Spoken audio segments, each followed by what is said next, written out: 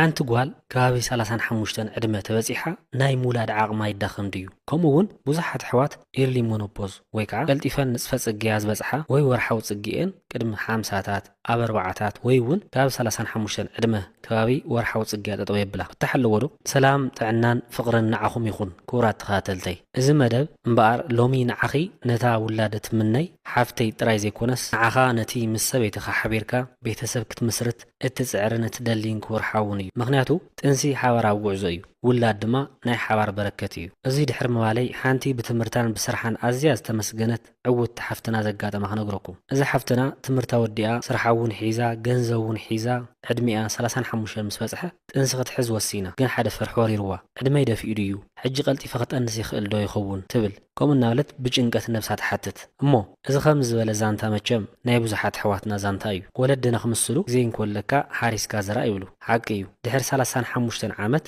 ጥንሲ ምፍጣር ፈፂሙ ዘይከኣል ኣይኮነን ግን ከምቲ መንእሰይ ከለኸ ዝነበረ ብሃውሪ ዝግበር ነገር ኣይኮነን እንታይ ደኣ እንተልኪ ብልሓትን ስትራቴጂን ናይ ፈጠራ ሓይልን ክሕወሶ ኣለዎ ማለት እዩ እምበኣር ከስሎሚ ኣብዛ ቪድዮ እዚ መፍራያ መንነት ዕድልኪ ብኸመይ ትፈልጡ እዩ ከምኡውን ኣብዘይ ሰዓቱ ንፅፈ ጽግያት ንኸይመፅእ እንታይ ዓይነት ምክልኻል መኒኸ ናብዚ ፀገም ዘሳጥሕ እውን ብደንቢ ከብርህ እየ ሰብኣይኪ ኣብዚ ናይ ጥንሲ ጉዕዞ እንታይ ክገብር ይግባእ ዝብሉን ነዚ ጉዕዞ ጥንሲ ዘቀላጥፉን ሓሳባት ከቕርብ እየ እሞ ክሳብ መወዳእታ ምሳይ ፅንሑ እምበኣር ከስ በቲ ዝገርም ነገር ትሕዝቶይ ክምስስ እዚ ማለት ብዙሕ ሰብ ዘይፈልጦ ግን ከዓ ኣዝዩ ዘገርም ሳይንሳዊ ሓቂ ብዛዕባ ጓል ኣንስተይቲ እንቁላሊሕ ክነግረክን እምበኣር ከስ ንእንቁላሊሕ ጓል ኣንስተይቲ ክንሓስብ ከለና ከም ሓደ ፍሉይ ናይ ባንኪ ሕሳብ ጌርና እሞ ንሕሰቦ ግን እዚ ባንኪ እዚ ከም ካልእ ባንኪ ኣይኮነን ወፃእ ጥራይ እዩ ዘለዎ ተቐማጢ ግን ዘይብሉ ፍሉይ ባንኪ እዩ እቲ ዝገርም ሓቂ እዚ እዩ ሓንቲ ጓል ገና ኣብ ማህፀን ኣዲኣ ከላ እያ ነቲ ንመላእ ሂወታ ዘድሊ ህያብ ሂወት ወይ እንቁላሊሕ ክትፈጥሮ እትጅምር እዚ ማለት ገና ናብዚ ዓለም ከይመጻኺ እቲ ባዮሎጂካዊ መዝገብ ሂወትኪ